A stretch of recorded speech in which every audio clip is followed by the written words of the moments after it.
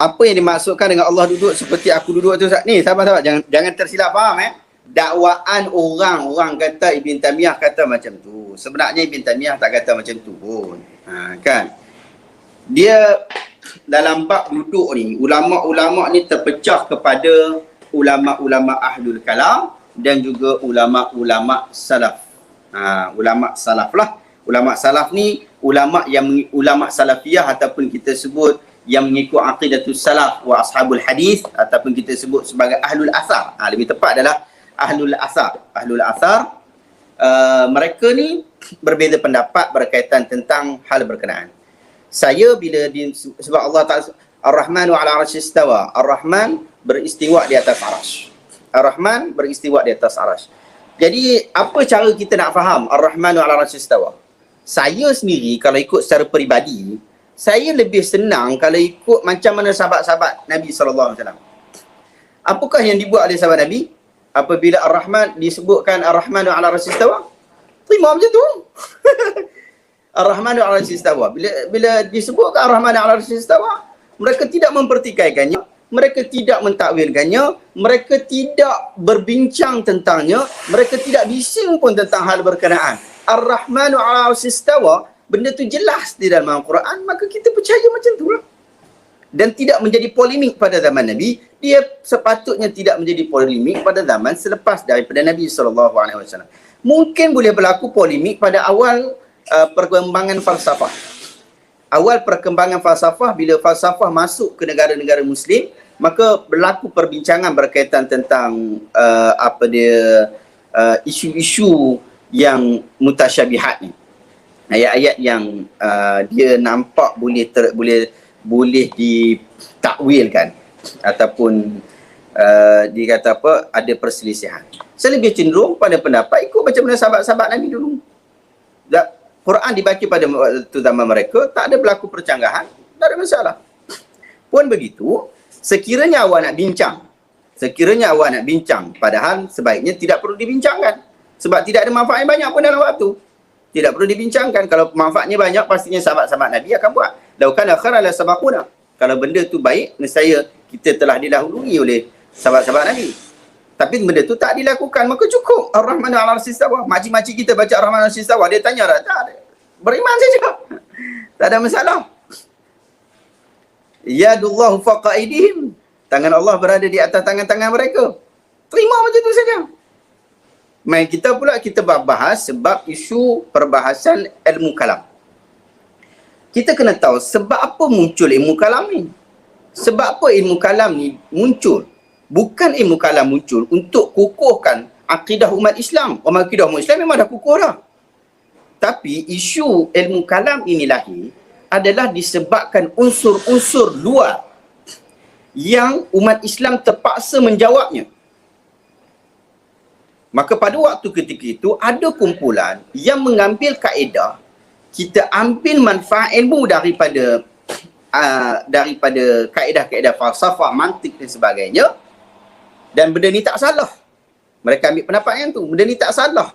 Guna ilmu-ilmu ni ada untuk nak counter balik. Tetapi ada beberapa perkara yang mereka tak ikut ilmu kalam. Sebab tu tak ikut ilmu falsafah. Sebab tu ada kejian daripada ulama-ulama al-Asy'ariyah, ulama kalam terhadap ahli falsafah.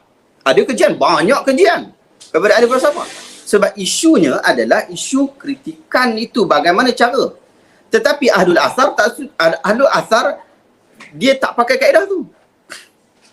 Ahlul asar dia tak pakai kaedah tu. Maka muncullah kaedah-kaedah yang lain. Yang kita kata, kita menerima. So, cara penerimaan macam mana pula? So, ada perbahasan juga. Dan perbahasan tu pernah berlaku zaman Nabi? Tak berlaku pada zaman Nabi. Nampak tak?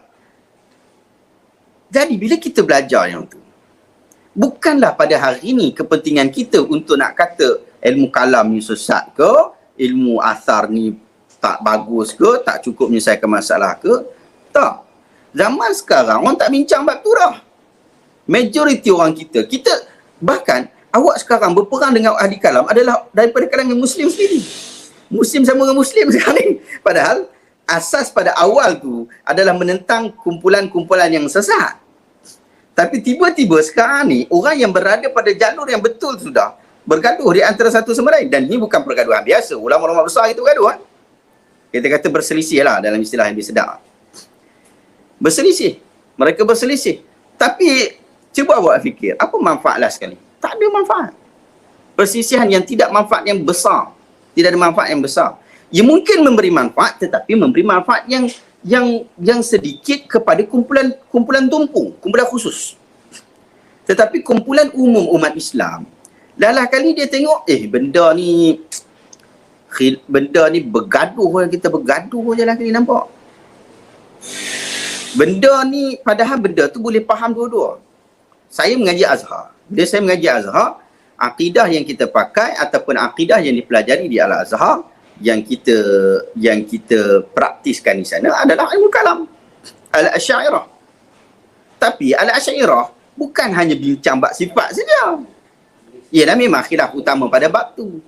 Tetapi bukan bab sifat saja. Dia sebut tentang as-sam'iyat, berkaitan tentang kenabian dan sebagainya. Nampak tak? Jadi kita kena, yang tu ada masalah, tak ada masalah pun. Dan yang ilmu kalam yang awak rasa masalah tu pun, mungkin awak kata awak tak setuju dengan sistem tu, ada keberatan, keringanan dan sebagainya. Jadi kita kata tu khilaf ulama-ulama mutabar. Kalau awak nak keluarkan Al-Asy'ariyah daripada kerangka Ahlussunnah, saya tak setuju. Awak buat kempen macam mana pun, awak kena tahu Syihabuddin akan menentang kempen tu. Kalau awak nak keluarkan Salafiyah ataupun Al-Athariyah daripada Ahlussunnah, Syihabuddin tak setuju juga. Sebab Syihabuddin menyatakan bahawa Al-Athariyah termasuk daripada Ahlussunnah. Mafhum daripada kalam Syekh Ahmad Taib, tok guru kami dalam bahagian ni. Nampak tak? Athariyah, mereka tu Athariyah. Mereka tu bukan Salafiyah Wahabiyah yang kita kata, yang orang duk kata tersesat tu. Mana sesat tak mana, tak sesat. Dakwaan orang saja kata. Nampak tak? Itu ya, itu pandangan saya lah. Awak boleh pandangan sikit ya, sekati lah kan. Sekati lah kan. The freedom of liberal lah kita kata. Kita rasa bebas di dalam liberal di dalam pemikiran, di dalam mengambil pendapat. Tak ada masalah.